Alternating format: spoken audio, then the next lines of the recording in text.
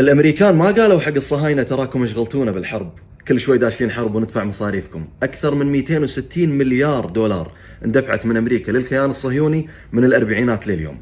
مو مثل بعض الناس عندنا كل شوي يقول حق الفلسطيني تراك شغلتنا بالحرب، ابتلشنا فيك وابتلشنا بمصاريفك.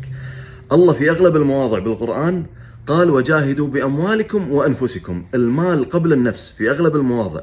فلان انت اليوم ما تقدر تقدم الا المال، فالمسؤوليه عليك تكون مضاعفه. ثم اعلم يا صديقي، المال اللي عندنا ما نتبرع فيه لغزه، غزه ما نتبرع لهم.